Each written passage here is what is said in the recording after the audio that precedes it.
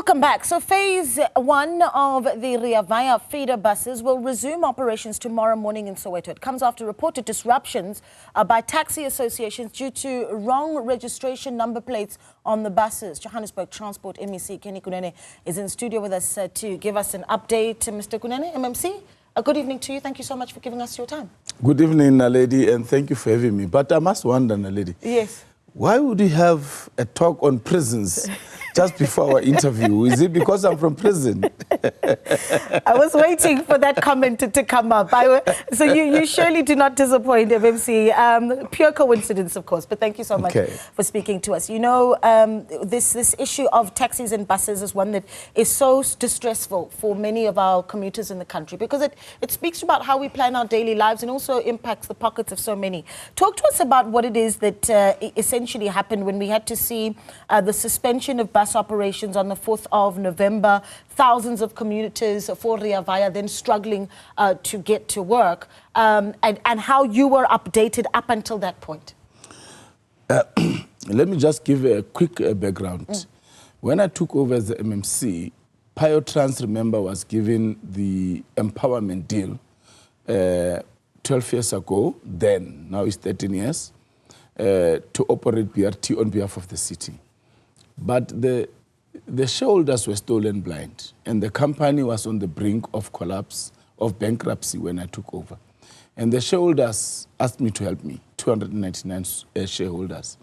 So they then gave me, through a resolution, the powers to headhunt the board and the CEO, which I did.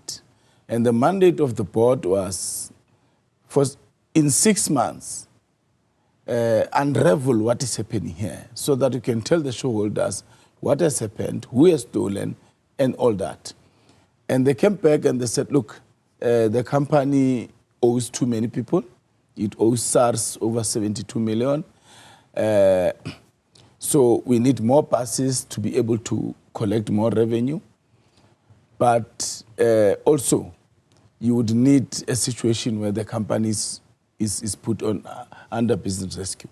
Fortunately, 2 companies took the company to court for it to be on business rescue.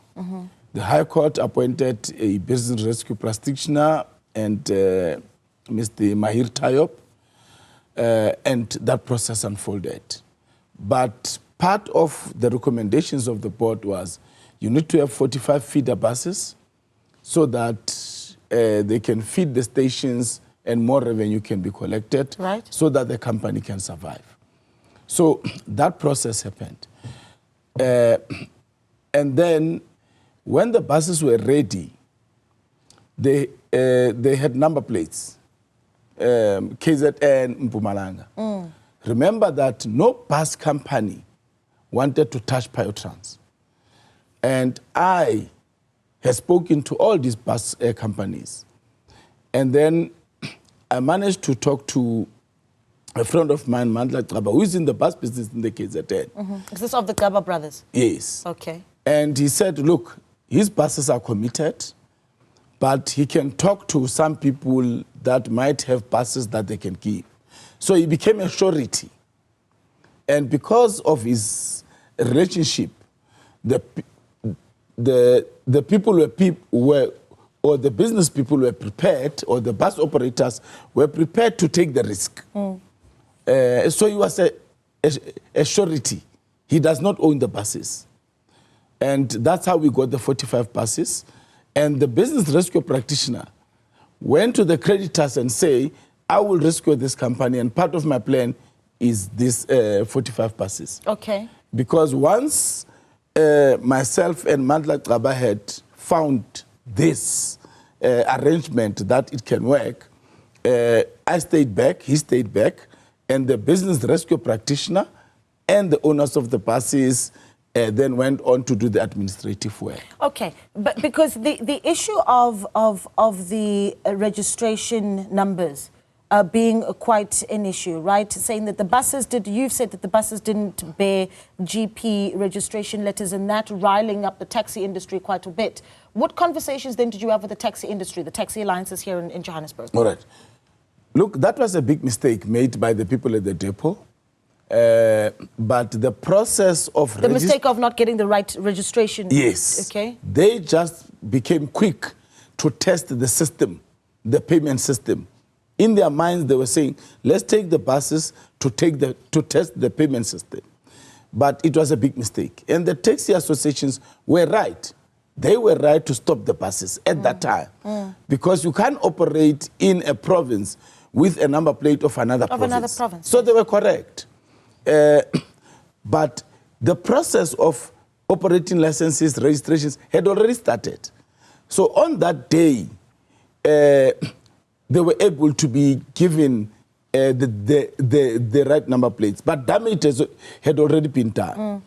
The taxi associations, through the chairperson of NTA, Mr. Moyo, asked to see me. And I had a meeting with them. I explained, I accepted first that what the depot did was wrong. But I explained to them because they thought it was a new deal. I said, no, this is the replacement of Rea Vaya buses that have been there before. And they are going to use the same routes that Rea Vaya has been allocated. Remember, the taxi associations gets allocated routes, Rea Vaya, Metrobus, Patco, everybody gets allocated routes. And they seemed to have understood. So these are the chairpersons of the taxi associations in Soweto. And then they said to me, give us 7 days to go and explain to our constituencies, which means the taxi associations that are plugged under them. After 7 days, they said, look, we explained, but the people want you to come and talk to them directly. And then, so 21 days or over 21 days was then wasted of buses not being able to collect people from Soweto. And the residents of Soweto are saying to me, MMC, we need buses on Twitter, on TikTok, on Facebook, on my email, at my office. Can you please make sure that these buses are operational? So we then agreed the BRP wanted to go to court to interdict the taxi associations from stopping these buses from operating. But I said to him, let's give this process a chance of meetings. On Monday was our meeting. We get to the meeting, Naledi. This week? Yes, this Monday.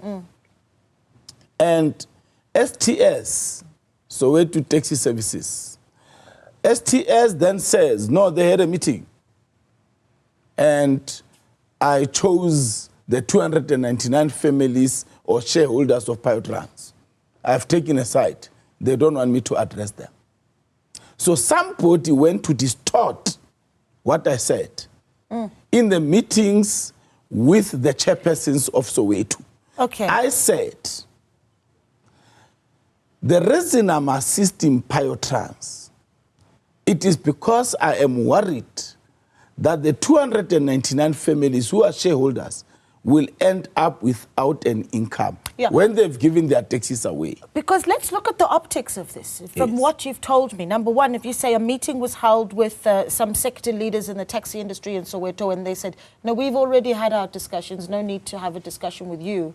That says you've lost quite a bit of the constituency here and the favor from a very important sector in the space that you operate in. Is that a big concern for you? And then one of the bigger issues that I imagine is going to be, they're going to be on your tail for it for a while, is some of the commitments that were made to the taxi industry all the way back in 2009. Perhaps we'd even go maybe to 2016, right, around the initiation of this Rea Vaya bus transport system, pledges that were made to compensate taxi operators to facilitate. And it doesn't help, but then you've got discs that look like they come from, what is it, number plates that look like they come from another part of the country. So, I mean, your concern around what this means around with your relationship with the various stakeholders in your constituency. Now, lady, the issue of 2009, I was not there. But the reality is, BRT happened. Piotrans taxi operators gave away their taxis. They became part of this empowerment deal. That's the reality. Legally, that's what I found. Here are the people that gave away their taxis. They are part of this empowerment deal. They've been stolen blind, and I must assist them. The issue of losing an important constituency, no. There are different taxi associations in Soweto. I met all the chairpersons. STS is the only one that said, no, you have chosen a side. Because somebody distorted what I said for their own selfish reasons. And you must also understand, Naledi, that I am mediating. Piotrans is a private company. The creditors took it to court. Court appointed a business rescue practitioner. Once a BRP has been appointed, he is the alpha and omega of a company. He's the beginning and the end. He makes decisions. So I was mediating between Piotrans and the taxi associations because as the MMC of Transport, I want a smooth operation of public transportation. But now the taxi associations and the BRP respected me and said, in fact, in our first meeting with the taxi associations, the chairpersons, the BRP was there. And we said, okay, we'll give you 7 days. They asked for more 14 days. Now, the residents of Soweto are saying, we want this service because this service saves us money. So, when they said, I have chosen a side, without choosing a side, now lady, let me remind you, or maybe say this. I took a report to council to empower the taxi associations in Johannesburg. I said to council, can you vote on this report so that all the taxi associations, all the taxi ranks are given to the taxi associations to run them? Because Santago took me to taxi ranks that they are running. There's no crime. The taxi ranks are clean. There's even optometrists that test taxi drivers' eyes on a regular basis. So I said, no, but these guys are serious about running their taxi ranks.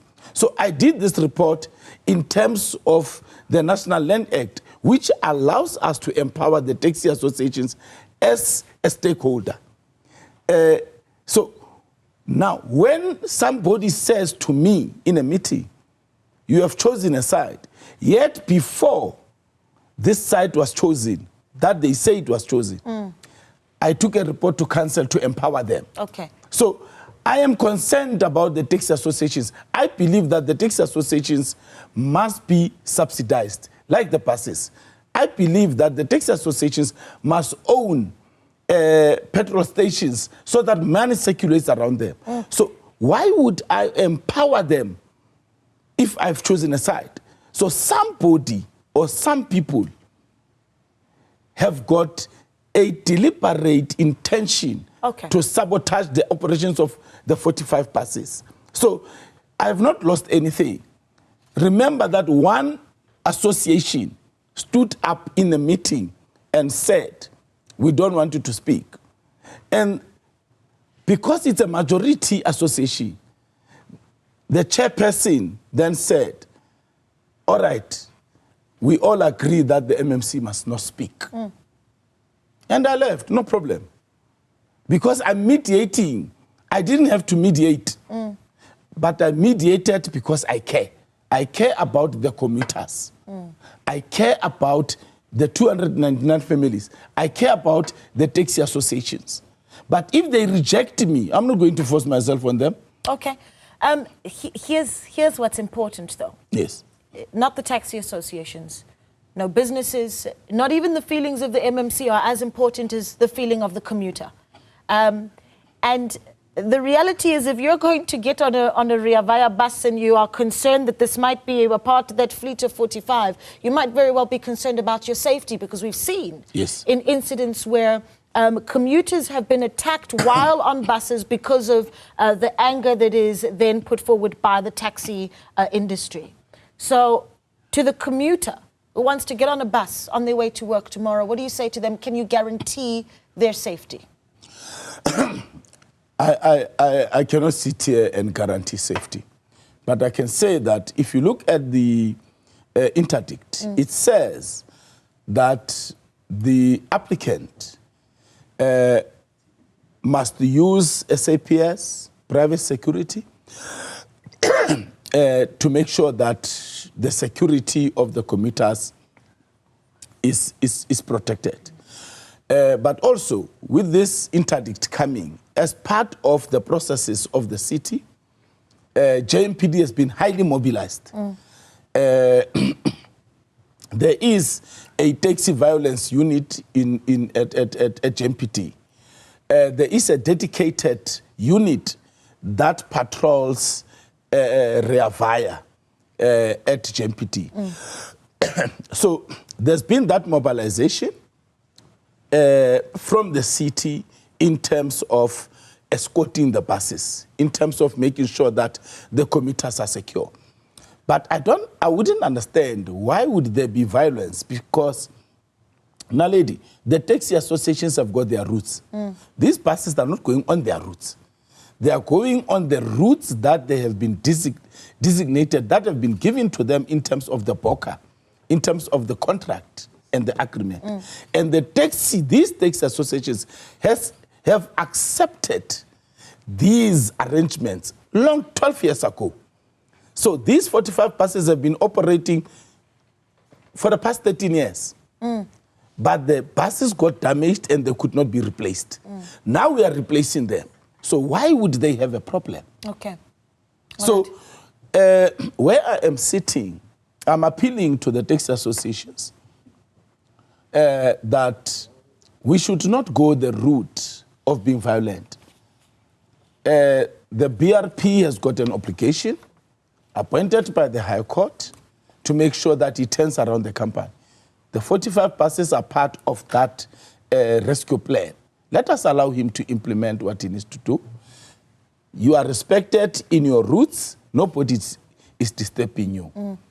I wouldn't want the residents of Soweto to fall victim to this violence.